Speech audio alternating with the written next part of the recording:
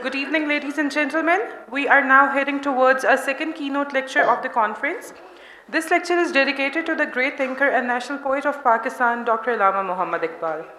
Accordingly, this session is about the return of industrial policy, empirics, and what we don't know. I would like to welcome the chair of the session, Mr. Najy Benhassine. He is currently country director for Pakistan for the South Asia region at the World Bank Group. Prior to this, he was the Equitable Growth Finance and Institution Regional Director for the Middle East and North Africa region, following his time as the Director for the Finance, Competitiveness and Innovation Global Practice, where he was responsible for the MENA regional team of the FCI practice as well as its global teams. Benhassine is a co-author of the 2009 World Bank flagship publication on the private sector in the MENA region, From Privilege to Competition, Unlocking Private-Led Growth in the Middle East and North Africa. Welcome, sir. I would like to welcome our keynote speaker, Dr. Nathaniel. He is an associate professor in economics at Oxford University and a tutorial fellow at Merton College, Oxford. He is co-founder of the Industrial Policy Group and he has co-founded Soda Labs at Monash University.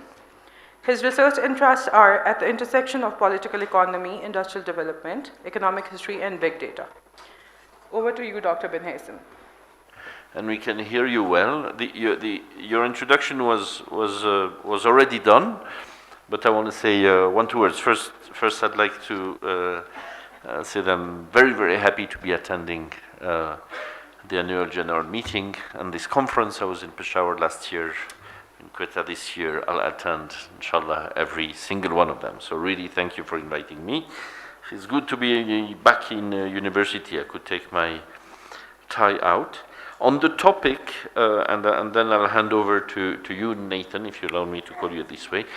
By the way, I don't know if there's any football fans in the room following the World Cup, or any Argentinians, or any Saudis. But there's big news. Saudi Arabia has beaten Argentina 2-1. and my Uruguayan friend Gonzalo is happy. Although Messi deserves a World Cup. On this note, I was very excited by the title of the lecture. Very well chosen given the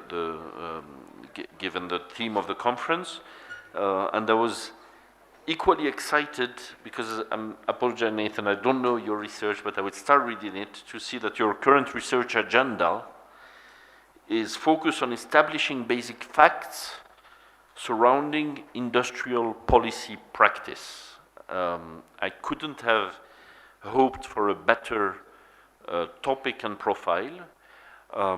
It's a topic I personally got very interested in. I think one paper is an obscure journal on this from a long time ago, but there's a correction in the title of the session when it says the return of industrial policy. We've been talking about the return of industrial policy for 20 years. I think Denny Roderick's paper on industrial policy in the 21st century dates back to what, 2003, 2004? So we've been in this return for 20 years. What, as the World Bank, I can say it as a practitioner, what we miss are precisely that: facts, evidence, how to, and staying away from the old debate, which I think was buried in 2003, 2004, of picking winners, not picking winners. This is past.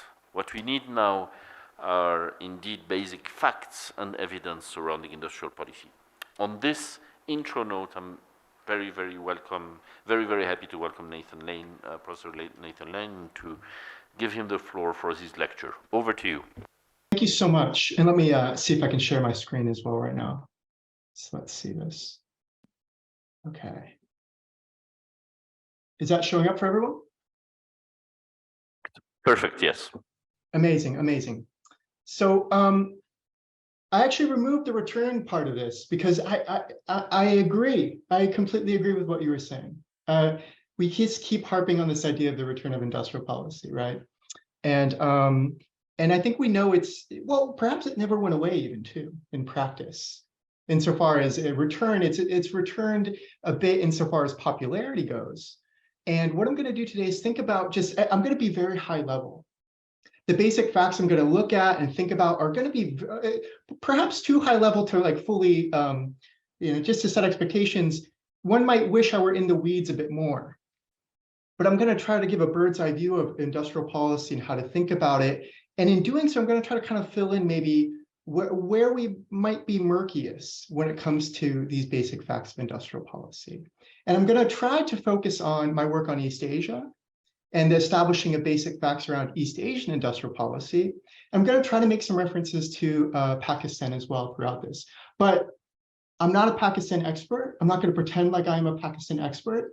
I'm just going to kind of try to make some broad parallels here insofar as what we know about industrial policy empirically and what we know about the broad Pakistan experience. And so this idea, right, should states shape the composition of economic activity? Should states shape the composition of economic activity? This idea, this is industrial policy in a nutshell, right? And this idea has been, perhaps it's as old as modern capitalism itself.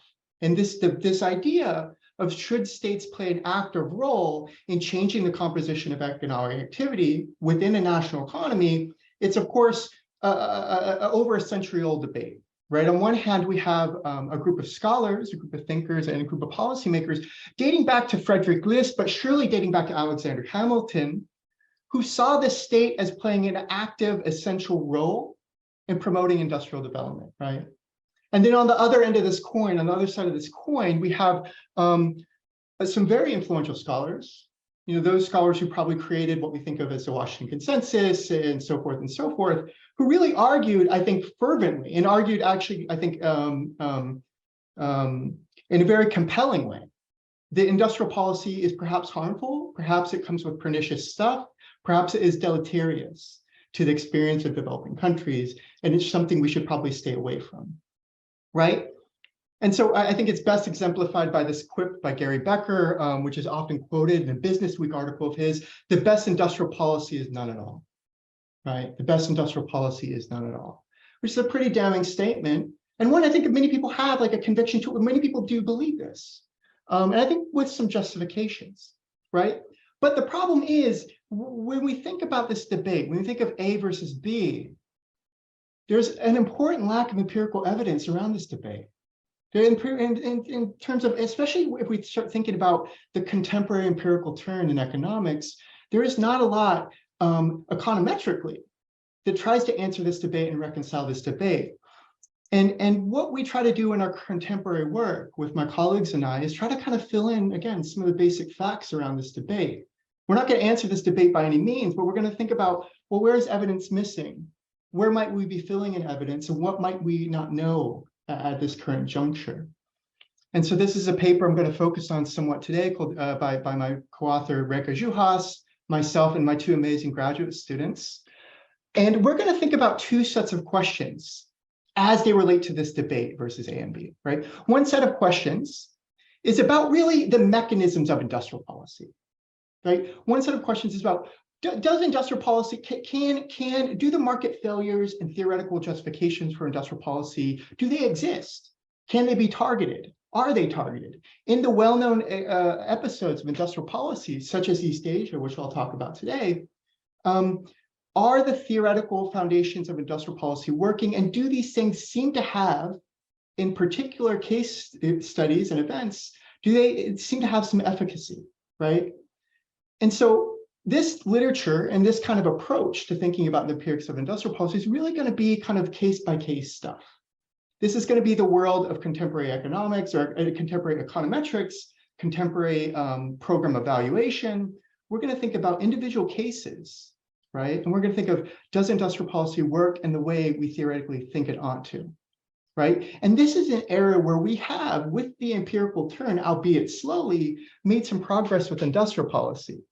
My co-author Rekha Juhas, and many others, including myself, Walker Hanlon, who is now at Northwestern, Matti Mitrunen, who's at Finland, people like Murto Kalpsidi, Panlegia Barwork. These types of people have made real kind of inroads in thinking about industrial policy And it's kind of through individual cases, right? Through empirical study and thinking about individual natural experiments, individual cases, by kind of counting and following the strands, picking apart the causal story of industrial policy and thinking, hey, does it work in the way we theoretically think it ought to work?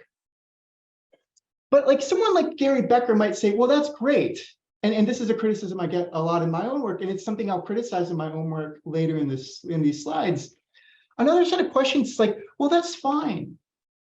That's fine that we can go through individual cases and say, hey, industrial policy worked here, it didn't work here. That's fine if we can talk about the theoretical justifications of industrial policy.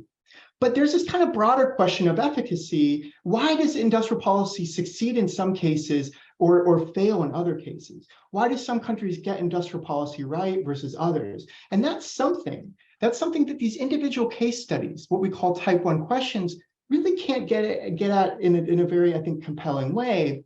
And to answer these kind of broader sets of questions, these broader sets of questions that people like Gary Becker might be after, people like Anne Kruger might be after, are government failures relevant? Does rent seeking occur? Where does rent seeking occur versus where does it not occur? These type 2 questions are going to really entail a different kind of empirical machinery. They're going to entail kind of cross-country analysis of industrial policy or comparisons of different industrial policy episodes. And while as econometricians and development economists, we've become really good at kind of the type 1 type questions, the individual case studies, individual program evaluation, the kind of broader question, where does industrial policy work and where does it fail? Why do some countries get it right? Why do some countries get it wrong? Sometimes within the same country across different periods of time. These comparative questions require something different. They actually require, in our view, better measurement, basic measurement of industrial policy and collection of industrial policy episodes, of which we don't really have a lot yet. And so this talk is going to be talking about, I'm going to talk about these 2 domains. Where first I'm going to think about these type 2 questions. I'm going to think about the comparative basics of industrial policy. That is, how do we think about industrial policy? How do we measure the basics of industrial policy in a comparative setting? How do we begin even thinking about what's the comparative experience of industrial policy to get at these types of questions, to get at the comparative questions around industrial policy? And part 2, the second part of this, I'm going to revisit my individual study on industrial policy in East Asia and think about, well, what are the limitations to this study? What do we learn from industrial policy studies like this, these so-called type 1 studies? And where might we kind of go awry if we try to interpret them directly, right? So this is just a broad overview of what I'm going to touch on today. So again, I'm first going to think about these type 2 questions. I'm going to think about the implementation of industrial policy in the real world and how at all do we get at these things in a kind of a cross-country comparative setting. How do we pursue comparative inquiry around industrial policy, which understandably might be a different question than many policymakers in the room might be interested in. But as thinkers of industrial policy at a high level, we want to think about, well, why do some places fail and why do other places not? What do the basic contours of industrial policy look like? Has it even returned? You know, how do we think about these basic comparative facts of industrial policy? And even before pursuing analysis of these basic facts, we as policymakers, we as both policymakers and econometricians and empiricists, we run across the kind of an issue, which is we don't have measures of industrial policy across the world. We do not have comparative measures of industrial policy practice. If we were to think about what do countries do right versus wrong, we'd be empty-handed because we don't even have basic measures of what even countries do in the first place insofar as industrial policy. In fact, we don't even have a shared definition of industrial policy. So how do we think about measurement? How do we think about the basic measurements when it comes to kind of making these type 2 questions, which is a domain where we have very little empirical work as of yet. And so an issue with measuring industrial policy, the kind of fundamental issue of measurement, which we think about in our paper, is that industrial policy is actually not directly observable in the kind of classic sense. And if we think of a tariff, this kind of might illuminate what I mean by non-observable. We can look at a tariff in a country. We can look at a tariff rate. And indeed, a tariff can be a textbook instrument of industrial policy, but it can be used for an amalgam of reasons that are not industrial policy type rationales, right? A tariff can be used to raise revenue. It can be used for terms of trade rationales. It can be used for an amalgam of reasons that aren't just related to changing the composition of economic activity in a country. So to take ex ante a tariff and just think, hey, that's industrial policy, we're misguided. Because that thing, that artifact, that policy lever itself can be used for a multitude of aims, which aren't always industrial policy. So without additional information, we can't tell we can't discern whether this policy, this measure is industrial policy or not. And this problem is even compounded by the fact that if we think of the shapes and forms modern industrial policy takes, such as subsidies, for instance, a subsidy can have many aims. It can have social welfare aims. It can have social welfare angles. It can have many aims beyond just being merely an industrial policy. Again, merely just kind of creating the conditions for an infant industry to exist or thrive. And so how do we get around this challenge?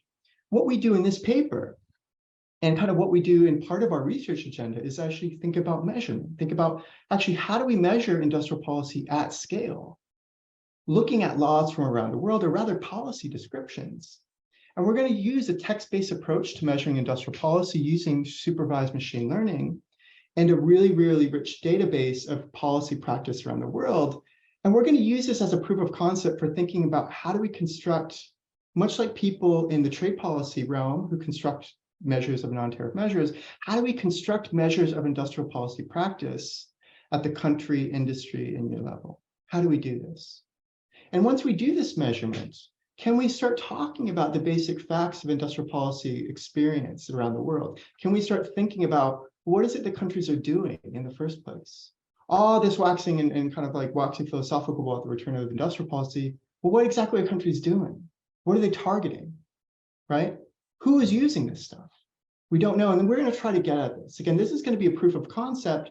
It's going to more so show the potential of creating a methodology for measuring industrial policy at scale. And again, we're going to juxtapose that with a case-based industrial policy study of mine a bit later. And so our approach departs from actually taking measures of industrial policy per se, taking those tariffs and analyzing the effects of tariffs on whatever outcome you want. And we're going to think about the language of policy, because we think about the language of a policy, the laws that undergird this, the way legislators, the way politicians talk about industrial policy, actually can tell us whether policy is, in fact, industrial policy or whether it's not. And so we're going to think about, in fact, we're going to focus on a key aspect of policy language, which is the goal-oriented nature of industrial policy, right? Industrial policy has a goal. Industrial policy often has a stated goal, that is to do stuff, to promote an infant industry, to promote a sunrise industry, to promote a sunset industry. And this is often conveyed in the language of policy. And we want to appeal to that language of policy to actually create a measure of industrial policy around the world. And so this isn't an abstract thing. This is something countries do. Even as they try to maybe obfuscate industrial policy in many ways, this is something, if you read the way policymakers talk about, in this case, a subsidy, they're pretty forthright about the intentions and goals of policies very often. Here we have a Chinese industrial subsidy program. And here, the Ministry of Information Technology is really clearly stating what this policy is doing. This is an excerpt from a policy in our database. They say this policy its goal is to boost growth in the Chinese battery industry, specifically the automobile battery industry. And if we look at this policy, no one would say, hey, this is not industrial policy. This is like a canonical industrial policy. We're trying to promote a nascent sector. In fact, we're going to deploy a subsidy whose intention is to incubate, to promote this nascent industry. And so here we clearly see the policymaker in this text is conveying the goal of a policy. They're conveying what the intentionality of this policy is. And this isn't something that's rare. This is something we find just often repeated. This is going to be hard to read, but just if you look at just a random sample, if you had a world that described a kind of a database, or what we call in text analysis a corpus, something that describes a bunch of policies around the world, countries are oddly forthright, holding constant all the public choice issues of being forthright about you using industrial policy. Countries are very forthright about their use of industrial policy to promote national champions. Sometimes in the very names of policies, we see that countries are stating the goals of policy. the industrial policy goals of policy, the program of national champions here in the Kazakhstan Republic. We see also examples like in Japan here, where Japan is actually promoting an old sector, a sunset sector, such as their wood industry, against foreign competition. Policymakers use this kind of language to talk about the goals of policy, and this is something we want to use to measure policy.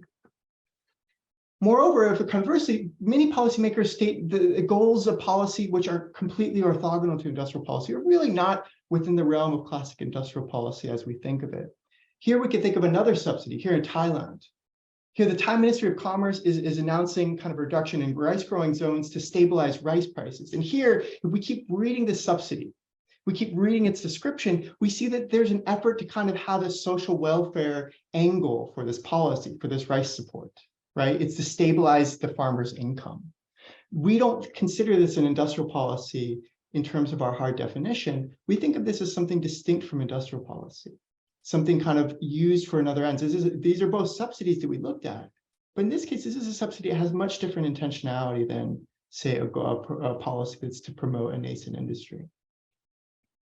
And so really, we want to think about, well, if we had a big database, if we had a kind of collection of policy descriptions, one versus the other, could we use these? Could we develop an algorithm at scale to code industrial policy by discerning these two types of languages, by discerning the way these two types of policies talk about their aims and goals?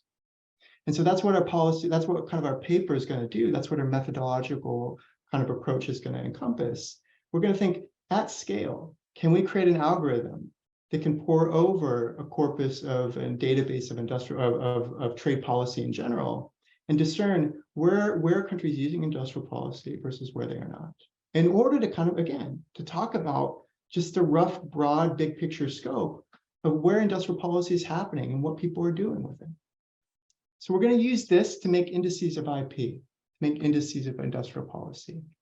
But before I go into the kind of details, and I'll only briefly be able to go into the details, we think of industrial policy in a very specific way. And this is a definition of industrial policy, which isn't our own, but it's one that's distilled from institutions like the USITC and particularly the OECD, who's done a lot of thinking about industrial policy.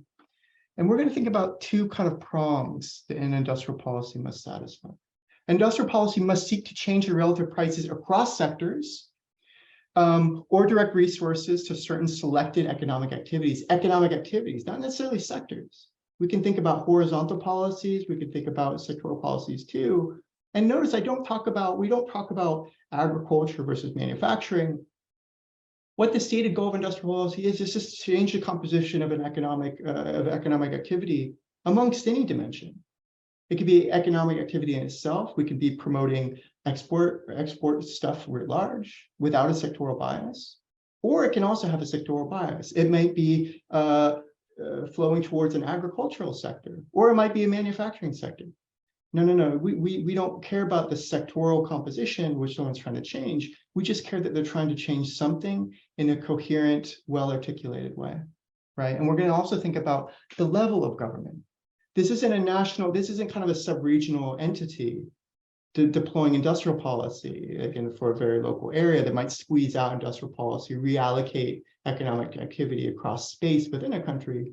We're going to limit our attention to national economic actors who are pursuing industrial policy with a kind of a national goal in mind, a country level goal in mind, or above, a supranational goal in mind as well.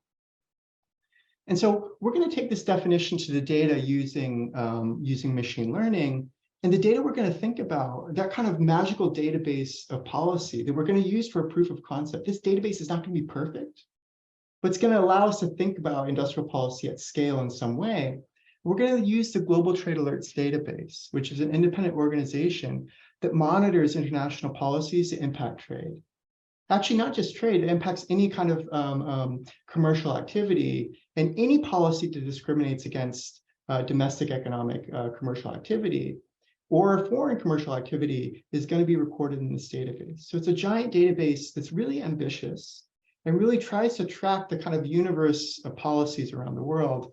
How well it does that is another question, but it's a very ambitious database which will kind of form the basis of our study It'll form the basis of these policy descriptions, which we'll draw from, right? And we can go beyond this database as well, but we're going to use this database as kind of a proof of concept. And we use it as a proof of concept because it has these kind of 3 ingredients that are really nice, right? It's going to have this main block of textual summaries for us. It's going to give us 100 to 200 English language summaries in a standardized format describing what commercial policy is doing. It's going to also give us, and this is key, it's also going to give us some nice metadata. We're going to know where a policy is being implemented, the year in which it's being implemented as well, the measure type, and the sector which a policy is being targeted towards, if any at all, right? So we're going to get this really nice variation from this data, along with this text summaries, which is what's going to allow us to do our algorithmic classification of policies. And we're going to merge this with trade data and other kind of aggregate macroeconomic variables as well. So how do we actually classify industrial policy at scale? How do we create this algorithm for doing such a thing? And it's actually pretty straightforward. It's a solved problem, but if we kind of zoom out and think about what it is we're doing in this paper and in this study, what we really want to do is if we think about these 2 examples from before, we got the Thai rice subsidy and we have the kind of Chinese battery subsidy. We want an algorithm. We want a function that takes text, such as the text of this Chinese description, this Chinese battery description, and predicts this is IP. It gives us a dummy, so let's say a dummy, that this is IP. Conversely, we want a function that reads this text and maps it to a prediction, no IP, right? We want to, in essence, go from textual representations of data. We want a function that maps us from text to a prediction Y, whether you're industrial policy or not. That's the goal of kind of our classification algorithm. That's the goal of our methodology, is to kind of take these textual inputs, which are policy texts, and to get us a predictive output that we can scale to the country, industry, and year level. And so we do that using a very simple 4-step workflow. We're going to annotate first a bunch of data. This data set's going to have about 30,000 observations, which already tells you it's probably not the universe of all policy in the world. But of those 30,000 observations, we're going to hand label about 2,000 of them to figure out which are industrial policies or which not. We're going to use our definition from above, the definition of industrial policy I showed you before. And we have RAs. The poor students who took my class have to annotate whether a policy is industrial policy or not using our definition, which they're able to do pretty well. And we're going to transform this text into a mathematical representation, a kind of numeric representation of text. I won't go into that. There's a very kind of simple procedural way of doing this. But we take that text and we transform it into data. We can represent text as kind of pieces of data, numerical data, using actually vectorized text, using word vectors. And using that annotated text, using that subset of the 3,000 observations that we were able to classify using our definition, my poor RAs classified this, we're going to train a model. We're going to fit that model F hat, and we're going to figure out what's the mapping from that text X to that outcome Y, to those industrial policy predictions. And we're going to use we use many sophisticated ways of finding that function. But in our case, for this kind of example, and in the example of our paper, we use a textual linguistic regression to make a binary classification to fit that kind of model and to create a classifier that is able to read text and predict it is either non-industrial policy or industrial policy. And so having fit that model on our trained data, we in fact get this F hat. We get an F hat that allows us to go from text to a prediction, to an industrial policy prediction. And we take that function and we run it over our entire database. And we predict throughout this entire 30,000 observation database and other databases as well, this is industrial policy and this is not. And because we have data at the sector, year, and country level, that allows us to kind of create these nice textual indices where we can count. These aren't values, these are merely counts. There's ways to get at values in the paper as well. But to get counts of where are people doing industrial policy and what are they doing to it? What are they doing with it? And what are they even using in the first place? So the goal is to really get this function, this classifier that takes our text and allows us to build text-based indices of industrial policy to, again, establish the basic facts of industrial policy practice around the world and see, can we say anything in a bird's eye view about industrial policy practice to begin even getting at these comparative questions of industrial policy. And so just to give you a brief preview of our model results, even this very, very basic classifier, it's the most simple classifier, probably the most simple classifier you can use. We get a very accurate prediction of what industrial policy is versus industrial what it isn't. If we think of just the model accuracy, it's about 93% accurate at identifying a policy without an industrial policy goal versus those with an industrial policy goal. So it's very good, just even off the shelf without any refining or fine tuning, we're able to very successfully identify, this policy description is industrial policy and this isn't. And you can bump it up and improve this, but we're going to just leave this a very simple model right now. And so you can even crack open this model because it is a logistic regression. Each kind of beta coefficient in that logistic regression is going to be essentially a weight for a positive prediction into industrial policy. So you can crack open the model, open it up, and see what are the most predictive words of industrial policy according to our trained model.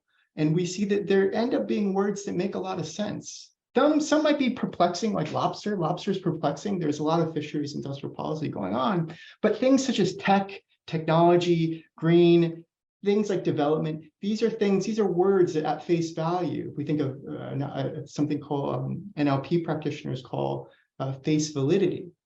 If we think of valid entities that are being picked up by this model, it looks like this is industrial policy.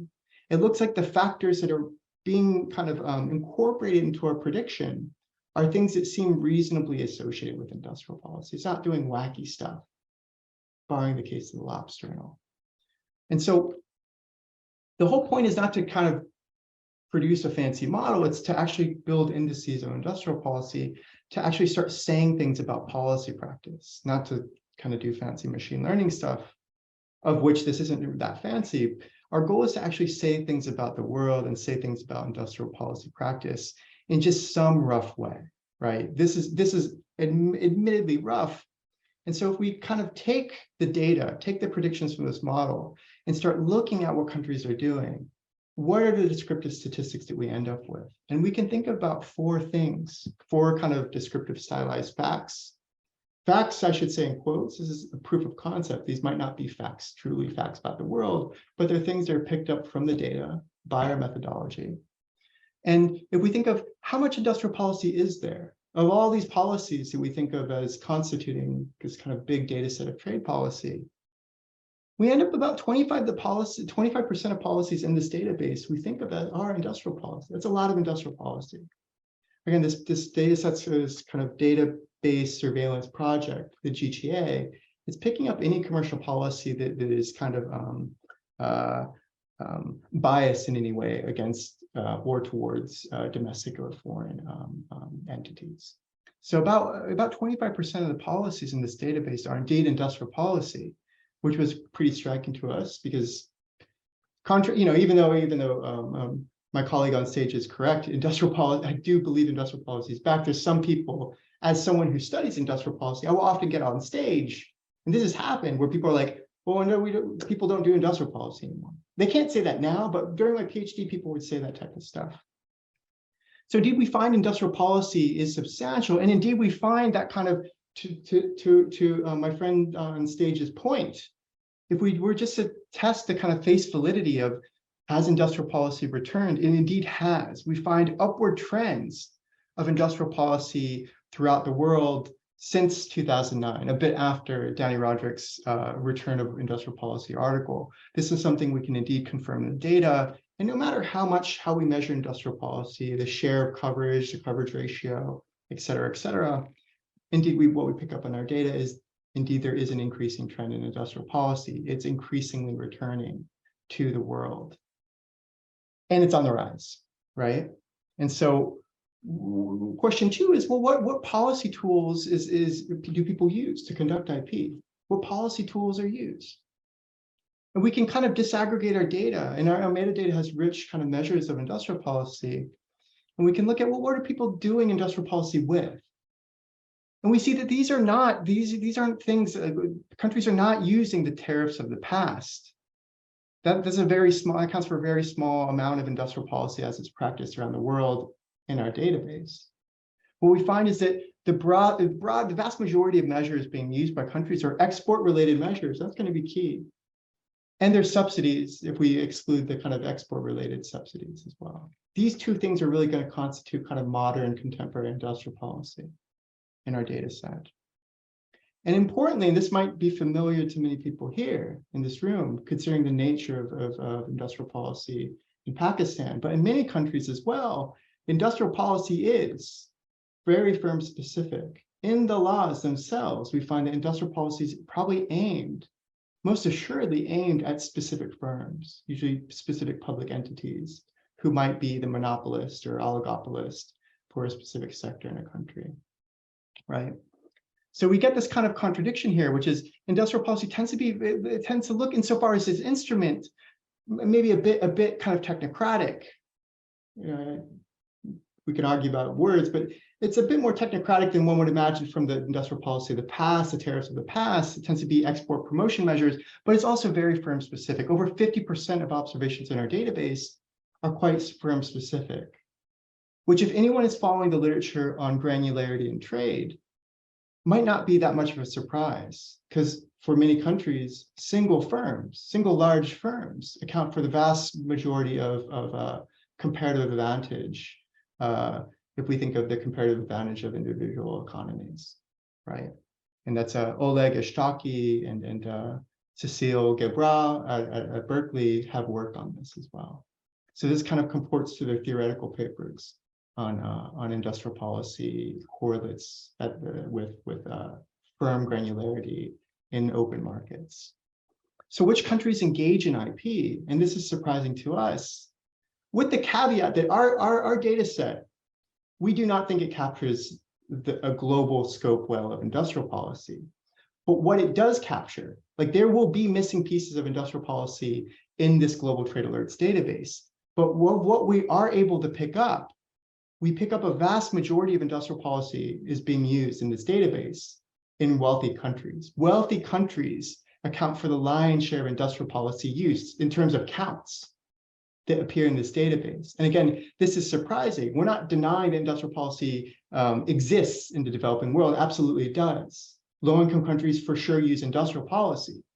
But when we open up the data, we indeed see that wealthy countries are doing a lot of industrial policy in the data we observe. It's not just middle-income countries, it's not just laggards, it's not just kind of backwards places that do industrial policy.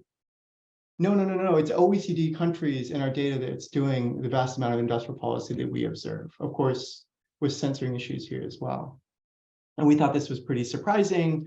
And in fact, if we break that data down by income quintile, we see that really wealthy countries, the top income quantile, quantile 5 here, is really accounting for the vast growth in industrial policy through time.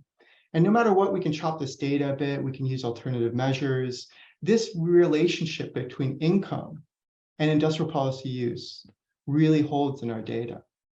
Again, whether that's purely an artifact of the bias in our data set, or whether it's actually these correlations are produced by, say, which countries just do a lot more stuff, which countries have state capacity, et cetera, we don't know.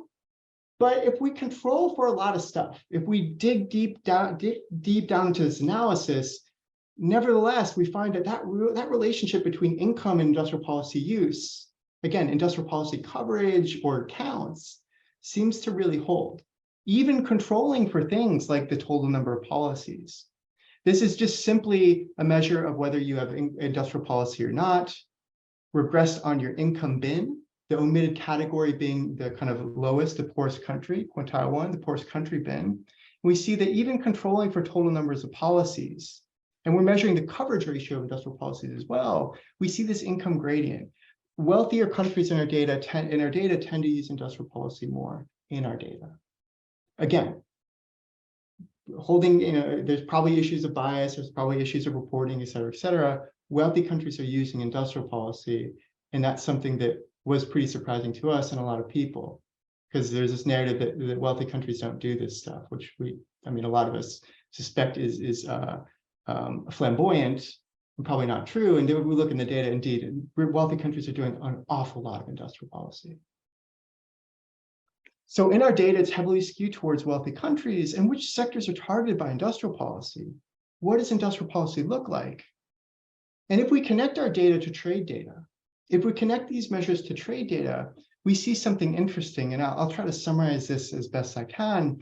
We see that if we think of the revealed comparative advantage of a tradable sector, the industrial policy is very much correlated with what countries, sectors have a comparative advantage. What countries seem to be good at exporting, they seem to protect, or they seem to use industrial policy for, right? There is a correlation that's quite strong and quite striking, even controlling for country year fixed effects, between the revealed comparative advantage of a product and industrial policy use. And importantly, actually, when we split our estimates between rich and poor countries, we see actually this correlation is really accounted for by the wealthiest countries. What I mean is this, is that the wealthiest countries are the ones that seem to be protecting things that they have, or promoting things, using industrial policy in sectors where they have a revealed comparative advantage, right? Wealthy countries seem to be allocating policy towards stuff they're good at.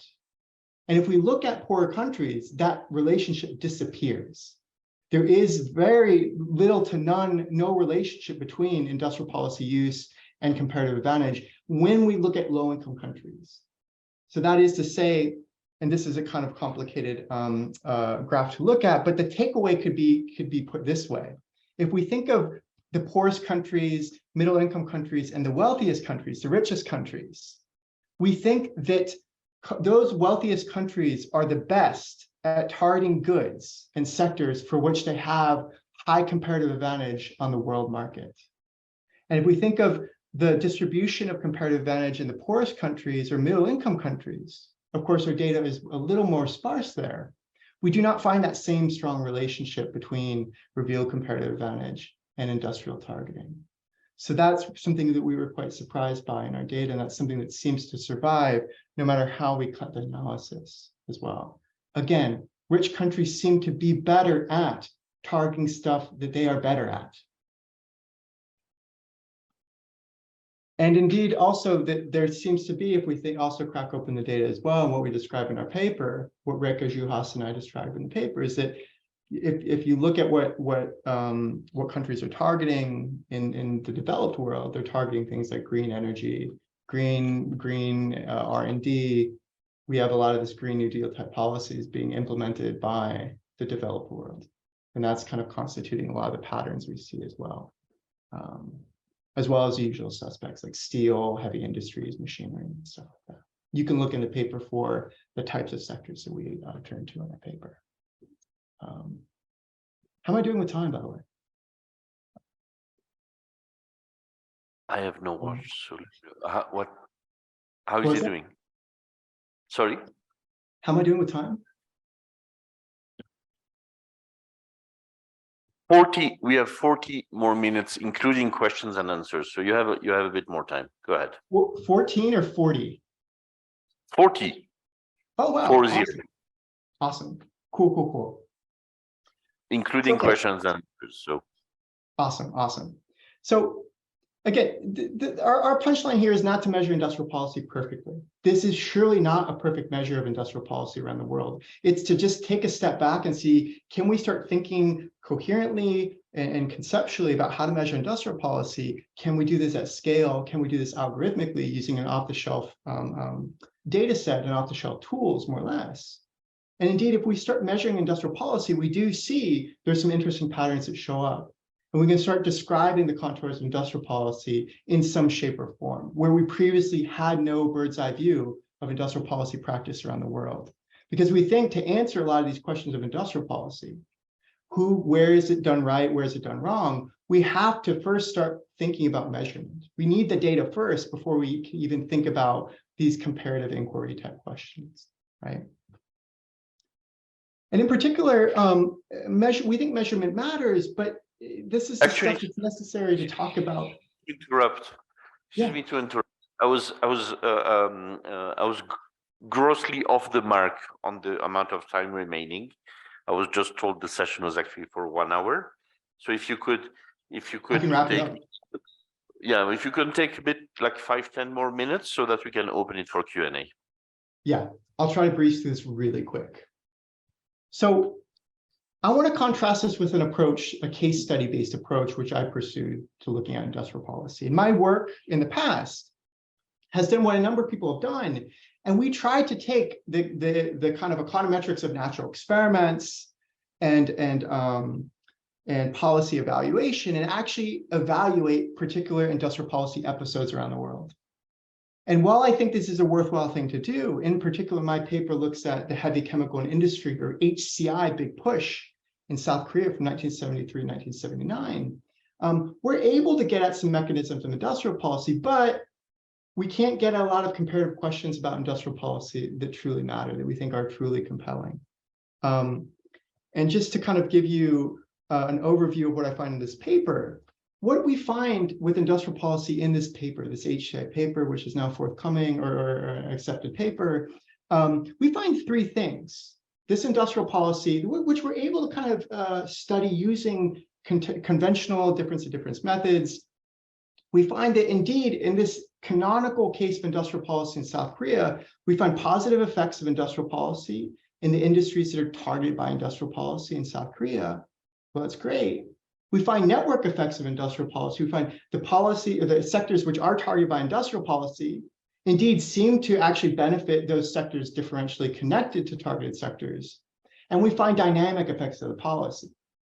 Well, that's great. Those are all great things. But the question remains, even after this kind of hardcore econometric study, well, yeah, but what about the countries that did this and failed? And so I think that's the underlying problem of these types of case study type approaches. I contest whether industrial policy might be functioning in the way we want it to, ideally, and in this setting. But why East Asian industrial policy worked in South Korea, but failed in, say, the Philippines, but failed in a country like Malaysia, of course, I think takes a more comparative lens in the type of comparative inquiry, which kind of a constrained study like this is quite hard to get at. And just to think, I'm going to think about two cheers for this type of work.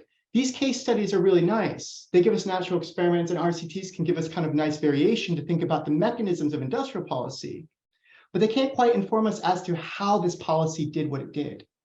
They can't think about why East Asians seem to get this right versus other countries seem to get it wrong. But I think they're nevertheless still interesting because they can tell us actually basic facts about the industrial policy that is used, because often the basic facts of what East Asian countries did is missing, misunderstood, or wrong. And so I think they still have a place in thinking about mechanisms, but they also in particular play a role in establishing what countries actually did. Because in the world of industrial policy, people say whatever they want. People say whatever they want about industrial policy, disconnected from empirical reality. In particular, if we think about the direct effects of industrial policy in South Korea, indeed, there were amazing direct effects of this industrial policy on the heavy industries for which it targeted. They were able to create revealed comparative advantage in these sectors, like few countries are able to do.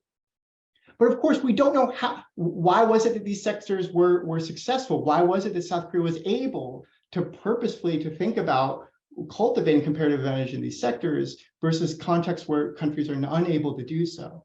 I'm just merely able to say, hey, this happened in South Korea. And in particular, I think this is important because then we can look at the policies underlying this kind of creation of dynamic comparative advantage in Korea. And if we think about the kind of policy explanations that a lot of people had around industrial policy in South Korea, here's my late colleague Sanjay Lal, who characterized this policy in a very interesting way. The most intensive form of trade intervention in East Asia was Korea in its HCI drive, the very drive that I studied. And he says, he describes industrial policy as the Korean industries were built up behind high and variable import protection at a speed and with an intensity unmatched in recent economic history. Unmatched in recent economic history. But if you look at the data, these are quantitative input, quantitative restrictions on inputs. These are these are tariffs on inputs for treated versus non-treated industries. You don't find that's the case. In fact, output markets were not really that protected by East Asian episodes. You open the data and these lines of East Asia using protectionism, overt protectionism, overt nominal protectionism to incubate and protect these infant industries is simply not borne out in the data. So this is just to illustrate, I think, a lot of basic empirical things that people say about the way industrial policy functioned in East Asia is probably not right. And it's still room for us to kind of dig into actually what did these countries do in order to think about what did they do right. And I have a lot more to say here. I have more contrasts to think about here.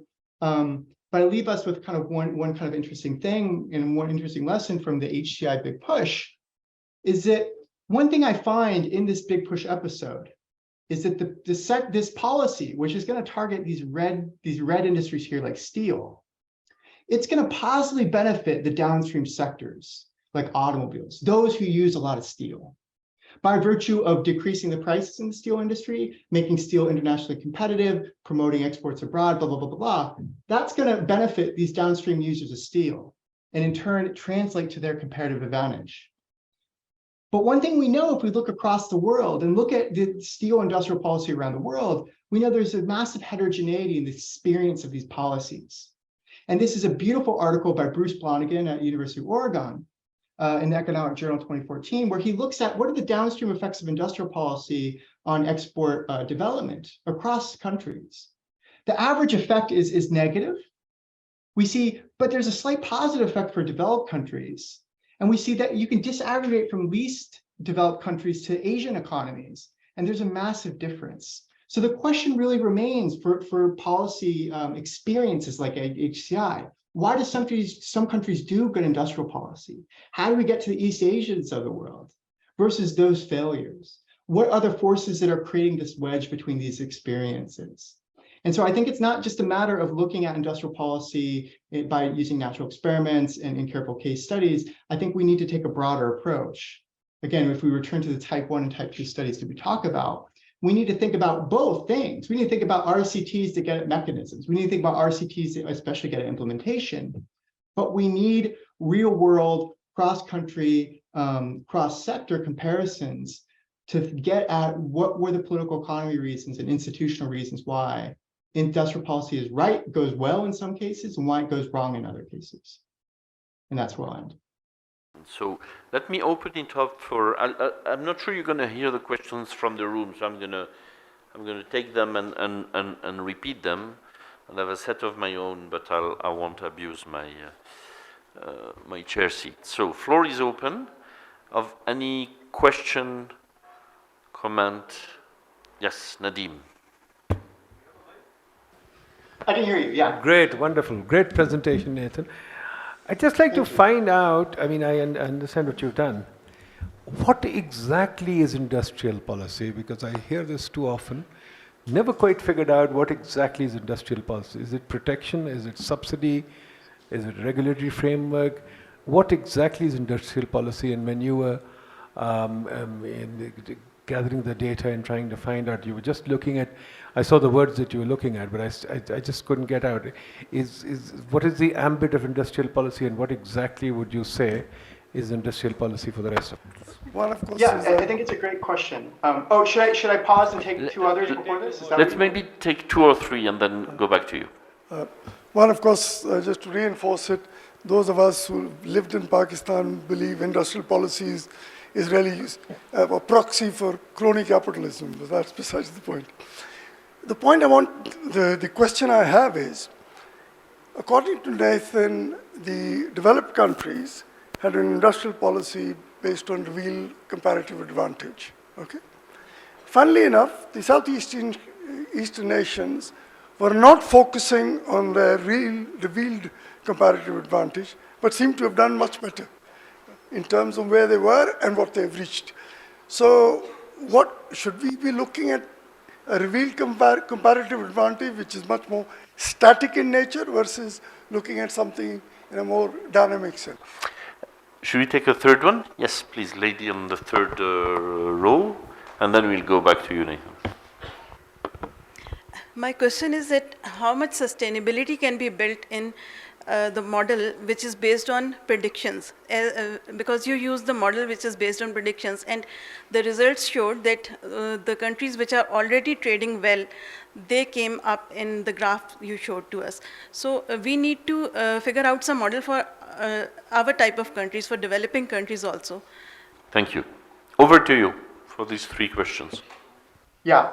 So the definition of industrial policy, you're right to be perplexed by it, because people are very sloppy with definitions. And I would say we want to move away from definitions that are contingent upon certain policy levers. Industrial policy is protection. Industrial policy is regulatory framework. It could be all those things. The point of the paper and the point of kind of our work is that it depends how that policy is being deployed. Its stated goals. Of course, its stated goals might be crony capitalism and rent seeking, all this stuff. But we kind of take a step back even further and see what is intentionality of policy. If we take policy at face value, it's at least policy that's meant to kind of reallocate economic activity in some directed shape, form, or kind of way, right? And so it's some types of policy levers that are doing that type of work for us, which have an objective in mind, which is usually to change the structure, the internal structure of the economic activity in some shape or form. The question about static versus dynamic comparative advantage is super interesting. My hot take with some people say, oh, comparative advantage doesn't matter because, and of course, this is a cartoonish characterization. I'm caricaturing how some people describe the East Asian growth miracle, that they targeted things vastly beyond their comparative advantage. What I found in my paper is actually they didn't.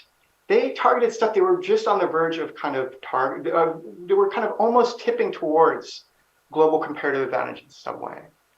I think the countries where we see, and we don't have studies that look at, besides like single country studies, we don't have studies that look at where do industrial policies successfully change comparative advantage, whether they don't. That is, we could see this kind of correlation in the data, in the cross-country data that we see for a multitude of reasons. But what we see for East Asia, and what I think is happening in East Asia, and Rekha and I have some comparative work on other East Asian countries as well, is that it wasn't that they targeted countries for which they had established comparative advantage or of which they had like very, very far from the comparative advantage frontier. They targeted things that were more or less feasible. I think that is kind of an interesting empirical kind of sliver of evidence that we get from the East Asian growth miracle. And it goes back to the kind of points we're making before, which is people kind of say whatever they want about the East Asian growth miracle. Let's go and establish basic facts. Let's look at the comparative advantage, both static before and dynamic, of what countries actually targeted. But I take the point of the question. I think it's an excellent question. And it's one I think we still don't have a lot of answers for. The thing about the model is going to be prediction no matter what. It's a predictive model. We're trying to train this language on a set of data and do kind of prediction to try to read and read the policy language of policies all over the world. We were very disappointed that there wasn't a lot of developing countries, especially low-income policies in this data set. What we know anyways, what we know nevertheless, is that we can control for the language of industrial policy that is common across domains. I don't get into that too much in the model, but you can actually, within a model, actually try to incorporate language which differs by a covariate, such as income. You can absolutely do that, and that's something we do. And you can look at actually the common linguistic features across countries as well. Because that's, I think what you say is really important. We need to, and that was our initial goal of the paper, is we want to look at industrial policy around the world. We want to look at it in the places where we don't have a tariff data set that's really reliable. And so we're going to have to do 2 things. I think the things we're going to have to do aren't just model-based, as you suggested, although that's a great suggestion. I think the things we need to do is actually get policies, get the text of policies and descriptions from other countries to kind of pull from that language and to make sure we're also reading industrial policy language as it's practiced across the developing world better. Yeah. These are great questions. On this finding and this graph where you have Germany on the top and developing countries very few, still in your when you construct this data, it starts from the assumption that the policy statement and the words in the policy statement aim to affect the structure of the economy and the sector, but maybe Yes. Germany, which its level of diversification is what it is, and because it's very diversified and present in so many products, they have a policy statement or some policy statement, because you need to have a public, if you're in chemistry exports and a small machinery tool export and in cars export, you will have a policy statement on this naturally, because you're already diversified. But if you're a poor country that exports only shirts or only oil, all countries are not poor, but or an agri product, then you'll have naturally a smaller set of policy statements. So sorry, you got my question. So it was a bit long and winded, but I see where you see what I'm getting at. Let's take 2 or 3 more, please. Were you able to look at the state of the bureaucracy in these countries to see if they have the capacity to implement some policies? And is this, more like a national strategy for market share, and there are a number of policy interventions which would include industrial or tariff conditions or human resources, etc., etc.? Thank you. Let's take a third one. I think on the second row, the gentleman was waiting, and then we'll take a fourth one, exceptionally on the third row there. Okay, I have a question about the industrial policy ambit. The ambit is broad, and you take basically policy statement as industrial policies. So if we assume that we have, it means that we can't have one industrial policy. It could be many, but the problem is, if we have many industrial policies, how they basically can be integrated to make an impact. So how they basically be integrated, and how they can be used in a way to reinforce each other to make an impact and not contradict or counteract each other. This is one question. Another question is about the industrial policy. You talk about Hamilton. Even before we had cobalt, and then in 15th century the industrial policy, it exists also in England, and then you talk about the Korea, then China, till World Trade Organization. So industrial policy before World Trade Organization and in the post scenario, they might be different. So my question is, either the industrial policies of the past in that era cannot hold lesson for the industrial countries in today's, because there is one World Trade Organization, but there is another component also, which is basically the technology. Take for example Industry 4. So there are many changes happening around the world. So industrial policy will take a shape also. So I think studying or relying our case study on the past, can it hold lesson? It can guide us to make industrial policy in current scenario for the developing country like Pakistan? Please. Okay, I'm Mohammad Azam Khan. My question is that should industrial policy for the developing countries and developed shall be the same? Because developing countries need economic development, where during economic development in industries they can go for the negative externalities in terms of environmental degradations, while the developing countries are focusing for sustainable development with the clean and green environment. Thank you. Over to you. Yeah, I don't know. My hunch is indeed that industrial policies probably should be different across countries, right? In many characteristics and in many dimensions. I have no doubt there. But whether we think about like it differing at a fundamental level, and it should probably differ by the administrative capacity for which it entails and these types of things. I do think there's commonalities, such as the ones you talked about, you kind of alluded to, which is I think they should nevertheless kind of be focused on market failures, right? I think there are these common structural elements to industrial policy which should probably be common. And that gets us to the kind of an excellent question the person before you asked, which I think is one of my favorite questions. Well, industrial policy in the past is different from the industrial policy today. I think that is true in many cases. In particular, the constraints that the WTO imposes and multilateral agreements impose, and especially on developing countries, indeed is going to create constraints. And there's going to be other constraints, technological, there's going to be bureaucratic, all sorts of constraints that are placed on institutional constraints, that are placed on industrial policy. So what can we learn? And what does that limit what we learned from the past? Indeed, I think it does. And we are limited in what we can learn from the past, but where we are not limited in what we can learn from the past is, again, basic structural building blocks of industrial policy. Does industrial policy, well, one, like what policies were used to do it? I think the policies that were used to do it are actually things that are actually that look relatively modern. Things that kind of showed up as modern industrial policies for the developed countries in our data set are not too unlike the policies which were being used by South Korea, with some heavy caveats. Moreover, the things like that should justify industrial policy. Let's say we want to target sectors for which there are externalities, or let's say even more importantly, for which there's learning by doing externalities at the sectoral level. Are these correlates of industrial policy in the past? Was learning promoted by these industrial policies? Those are mechanisms which I think kind of transcend period, are things that we should nevertheless try to kind of get at. And those are things that I think this work does properly. But I think really good historical work should be absolutely caveated with the kind of limits of what we can learn from these episodes.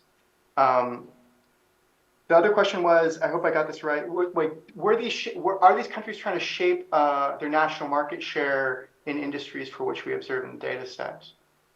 Indeed, we do see that. We do see that type of language. That language is often reflected in what countries are trying to do with industrial policy, sometimes pretty explicitly in the data. To get at your own question, my friend on stage, could you repeat your question? I can't understand whatever I wrote. Let me rephrase it. Let me rephrase it. My name is Najy, by the way. It's a bit to be a bit provocative. Isn't the data you've built basically a new way of measuring diversification and a new proxy? Because if Germany exports 1,600 products amongst the designs, then there's chances you'll have hundreds of policy statements on how they can still increase productivity on mechanics and chemistry, while if you're Chad and you export goats, then you'll find one or two policy statements, and you're just measuring. It's a different measure of diversification rather than measuring explicit interventions to change the long-term structure of your economy. Yes. It's a great question. I think that's something that once you start opening up the data that you do see is that, oh, well, a lot of this kind of correlation that one might find, and again, these are just correlations, right? This is a measurement exercise, might reflect very mechanical things like scale and scope, the breadth of kind of specialization within the economy, et cetera, et cetera. Big economies do more stuff. Economies with bureaucracies, as someone asked about, do more stuff. We haven't looked at actually these types of kind of state capacity questions. We're just focused on measurement right now. But what we can look at is we can try to cut through and measure industrial policy in terms of shares. We can control for all sorts of things. Like you can easily control for the number of policies. You can easily control for the number of sectors for which you have a comparative advantage. No matter what, it seems like these things survive. Again, whether that's survival, whether that hard correlation we find is an artifact of bias, or where it's coming from is kind of, we don't know. But we do see that relationship between income and industrial policy use seems to nevertheless survive, no matter how we can account for this kind of do big economies do more type thing. Are big economies diversified type outcomes? Which is, I think, a different question. I think that's something that is like, I think there's two types of questions. That's one type of question. Another type of question is, are countries systematically describing things differently?